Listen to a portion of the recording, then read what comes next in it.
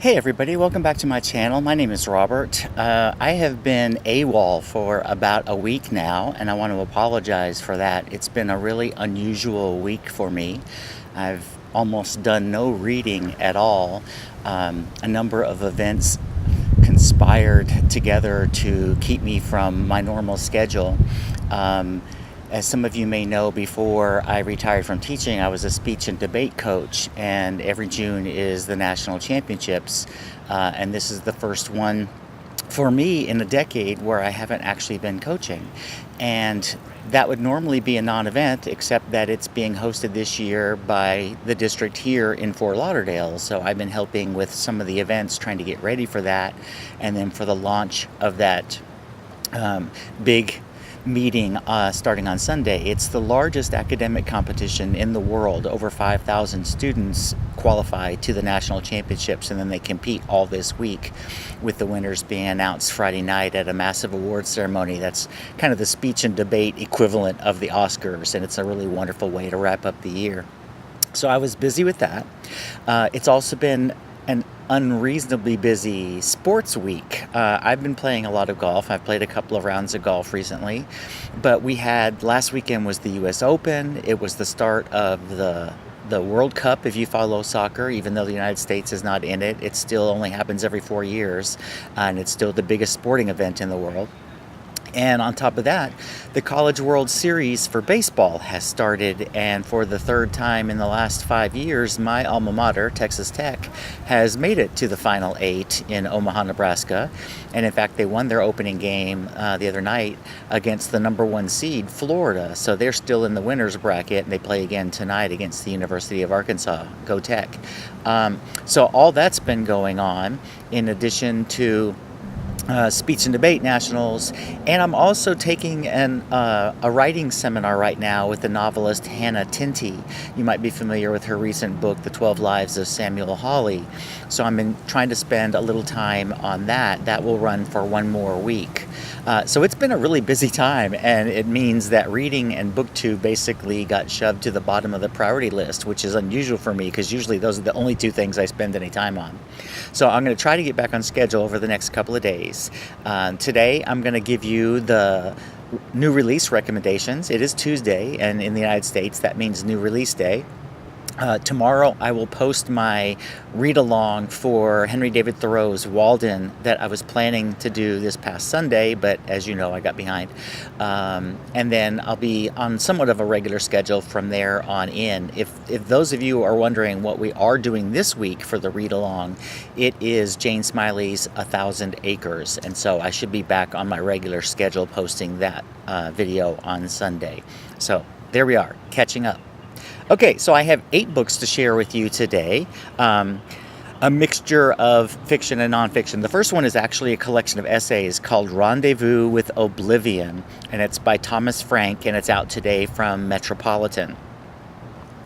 A decade of fraud, exploitation, and hypocrisy gets mercilessly dissected in these caustic essays. Journalist and historian Frank, who wrote Listen, Liberal, gathers pieces published in Harper's, The Guardian, and elsewhere since 2011, surveying the cultural camouflage that disguises the predatory workings of capitalism.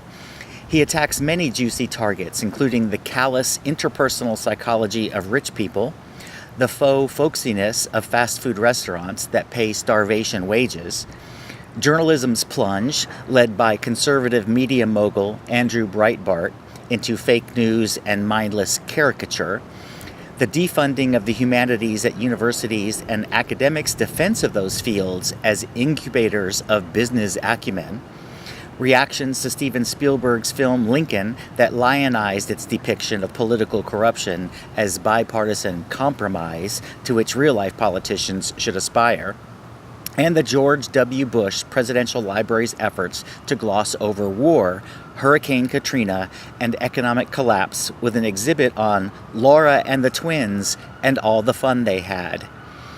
In several trenchant pieces probing Donald Trump's rise, Frank avoids simplistic claims of voter bigotry and instead emphasizes issues of trade, economic decline, and the Democrats' abandonment of the working class for a politics of centrist neoliberalism.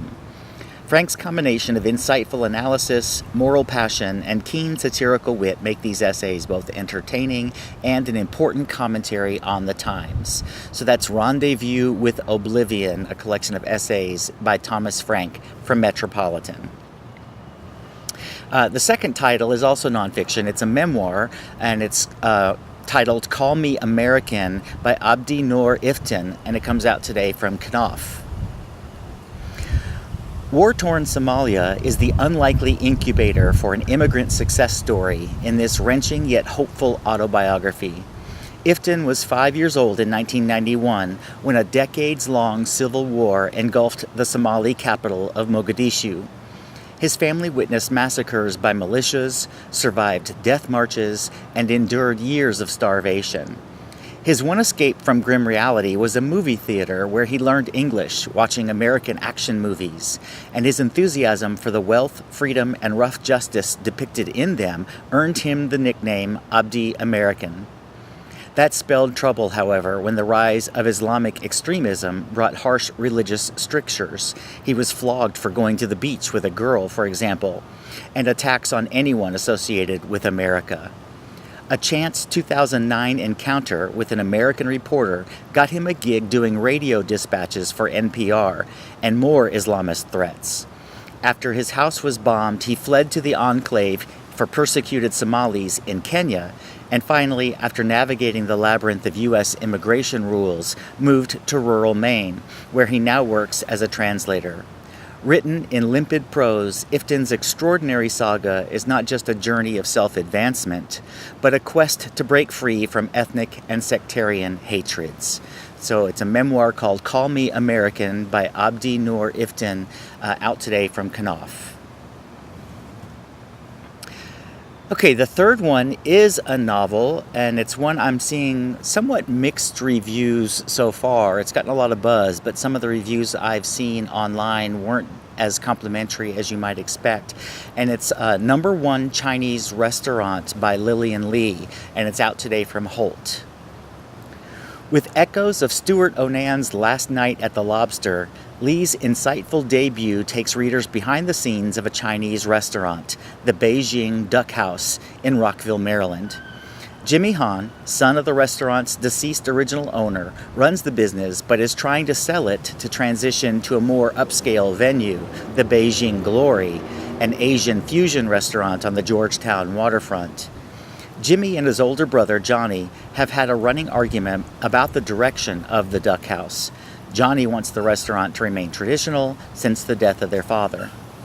Their manager, Nan, and Jack, a waiter, have been friends for 30 years, but lately have become romantically involved.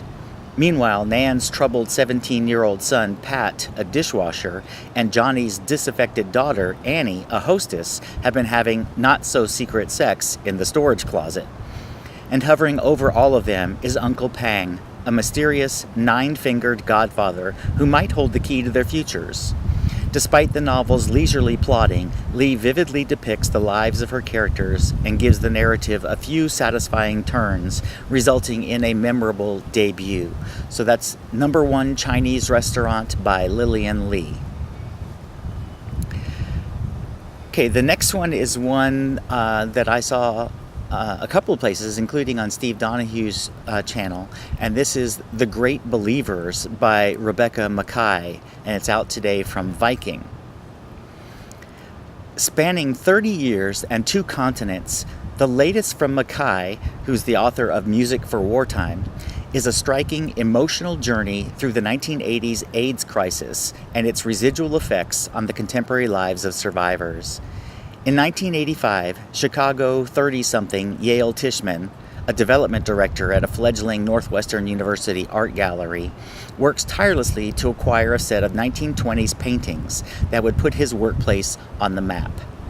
He watches his close-knit circle of friends die from AIDS, and once he learns that his longtime partner, Charlie, has tested positive after having an affair, Yale goes into a tailspin, worried he may also test positive for the virus.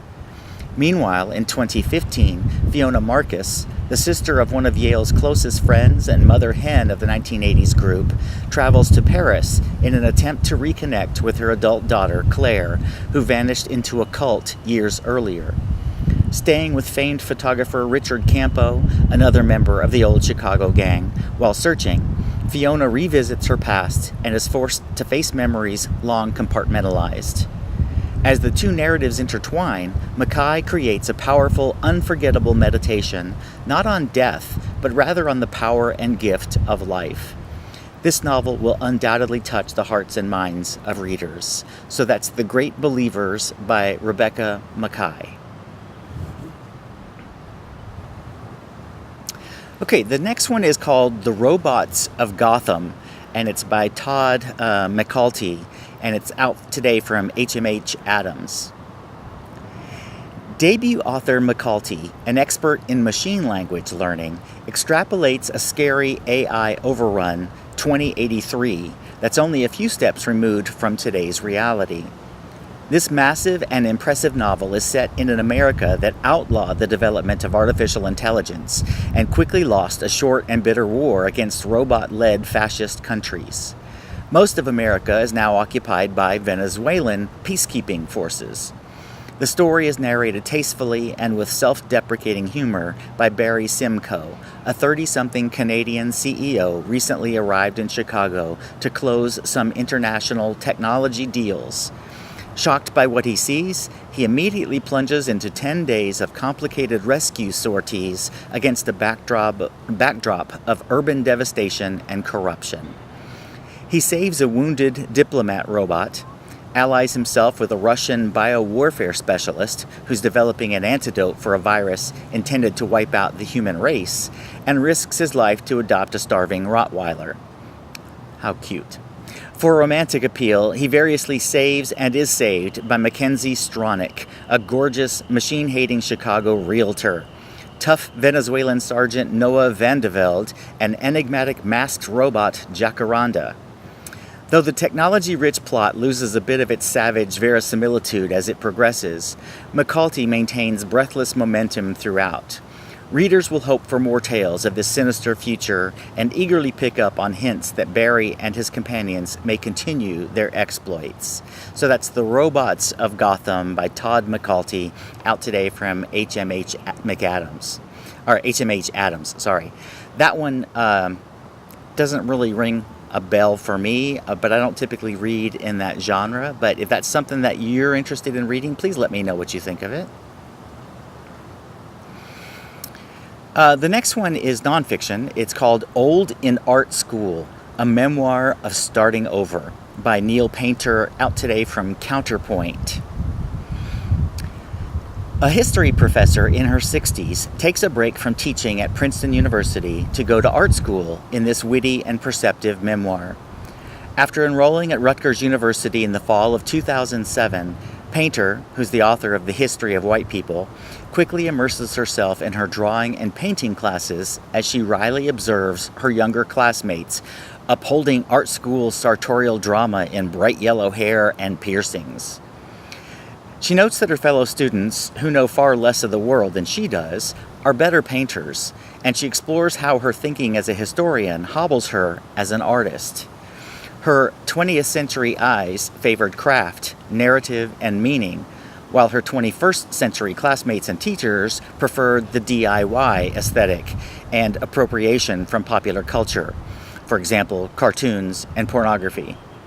Painter goes on to attend graduate school at the Rhode Island School of Design, where she feels like a misfit as the oldest and only black student in her class, and is also unappreciated for her intellectual sophistication, though she ultimately develops her own aesthetic and confidence in her work. This is a courageous, intellectually stimulating, and wholly entertaining story of one woman reconciling two worlds and being open to the possibilities and changes life offers. So that's Old in Art School, a memoir of starting over by Nell Painter. Okay, the next one is The Anomaly by Michael Rutger, and it's out today from Grand Central. Fans of the paranormal thrillers of Douglas Preston and Lincoln Child will relish this superior debut from screenwriter Rutger, who makes the fantastic seem less so by dint of his self-aware, flawed lead and his ability to inject gallows humor into tense situations. Nolan Moore hosts The Anomaly Files, a YouTube show dedicated to exploring unexplained phenomena. But he and his team hope for bigger things after the Pallingham Foundation, whose mission is truth, according to a foundation representative who goes by the name Feather, sponsors an expedition that could land the show a cable deal. Nolan and his colleagues, accompanied by Feather, travel from Los Angeles to the Grand Canyon to attempt to locate a cavern allegedly found by an early 20th century expedition sponsored by the Smithsonian Institution, which later suppressed the expedition's discovery of evidence that North America was visited in eldritch times by another culture. Nolan and gang succeed in finding the cavern, only to encounter incredible and terrifying objects that place their lives in jeopardy. Rutger milks every ounce of suspense from his plot. So that's The Anomaly by Michael Rutger. Okay, and then the eighth and final one this week is The Shepherd's Hut by Tim Winton, and that's out today from FSG. The latest from Winton, the author of Breath, is a mournful and fast-paced journey into the life of a young man on his own. Left by himself after the death of his violent, hateful father, teenager Jaxie Clacton sets out deep into the empty salt lands of Western Australia, searching for peace and solitude. As he heads slowly north, intending to return to the only person who's ever loved him, he hunts kangaroo and stays away from the highways, carrying little but his rifle, water bottle, and binoculars. But soon, Jaxie meets exiled Irish Catholic priest Fintan McGillis.